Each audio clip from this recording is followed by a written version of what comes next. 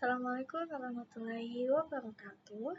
Halo semuanya, perkenalkan nama saya Deka Maulida Arta dengan NIM 24101172225.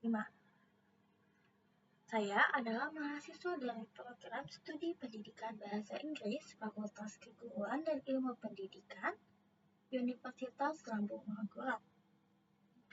Video ini saya buat sebagai bagian dari tugas mata kuliah belajar dan pembelajaran yang dibimbing oleh Ibu Dr. Riyanti Rahmayani Jamain, SPSI, MPD.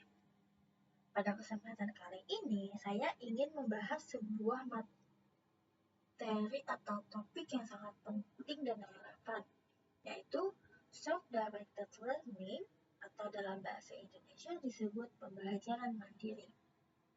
Yang pertama, kita akan membahas tentang masalah dan tantangan dalam pembelajaran mandiri. Saat ini, kita berada di era digital, yang dimana informasi sangat mudah diakses hanya lewat smartphone atau laptop. Namun, kenyataannya masih banyak siswa atau mahasiswa yang kesulitan untuk belajar secara mandiri. Beberapa masalah yang sering terjadi antara lain, yang pertama, belum terbiasa belajar mandiri atau belajar sendiri. Banyak siswa hanya mengandalkan guru atau dosen sebagai satu-satunya sumber belajar. Saat tidak ada arahan, mereka bingung harus mulai dari mana. Yang kedua, manajemen waktu yang lemah. Tidak semua siswa bisa mengatur waktu belajar dengan baik. Seringkali mereka menunda waktu belajar hingga menjelang ujian atau deadline tugas. Yang ketiga, kurang motivasi dari dalam diri.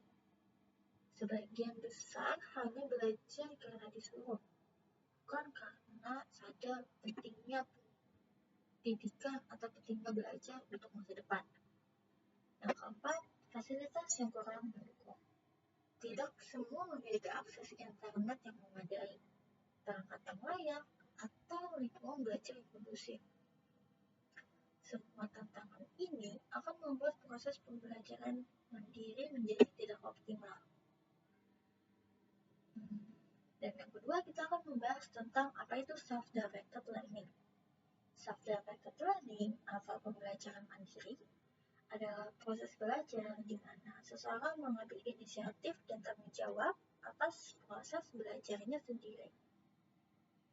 Ini berarti kita sebagai pelajar harus menentukan apa yang ingin kita pelajari, merancang strategi dan jadwal belajar, mencari materi atau sumber yang relevan, dan mengevaluasi sendiri apakah kita sudah memahami materi atau belum. Mengapa pembelajaran mandiri itu penting? Karena dengan belajar mandiri, yang pertama kita akan menjadi lebih mandiri dan tidak bergantung sepenuhnya pada guru atau dosen. Yang kedua, kita bisa menyesuaikan waktu atau proses belajar dengan gaya belajar kita sendiri. Misalnya, ada yang lebih nyaman belajar lewat video dan ada yang lebih suka membaca. Yang ketiga, kita dilatih untuk berpikir kritis, membuat keputusan sendiri, dan menyelesaikan masalah tanpa menunggu bantuan orang lain.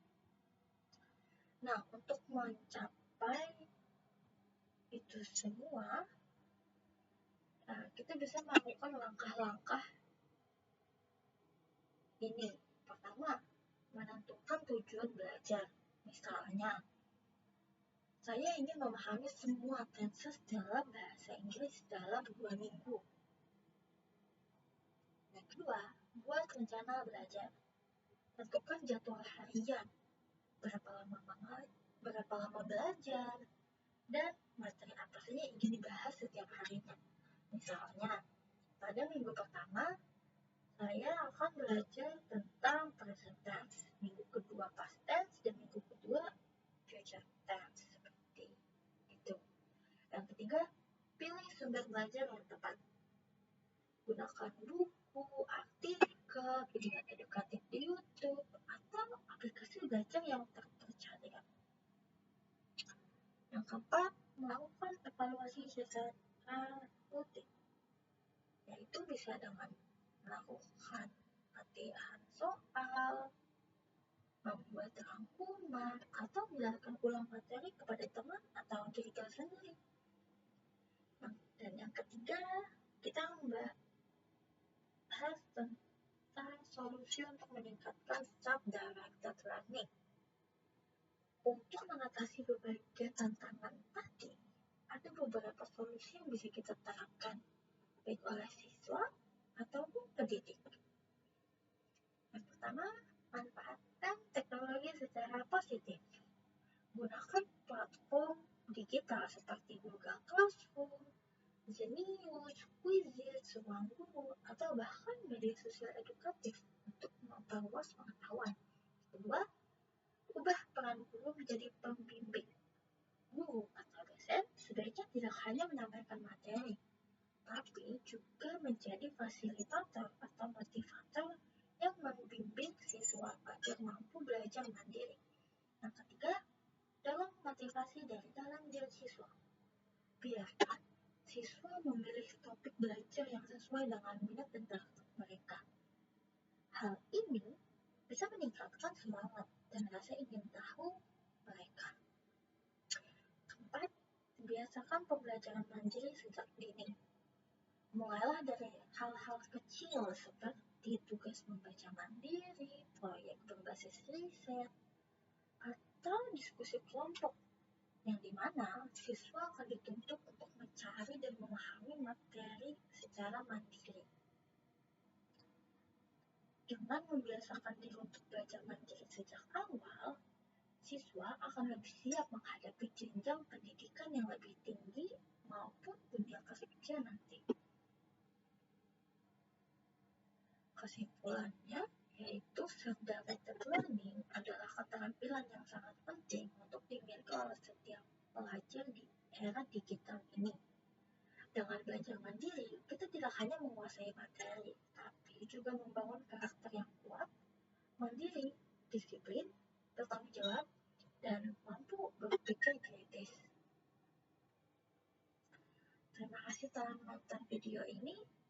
Semoga penjelasan ini bermanfaat dan bisa memotivasi teman-teman semua untuk mulai belajar secara mandiri. Sekian dari saya. Wassalamualaikum warahmatullahi wabarakatuh.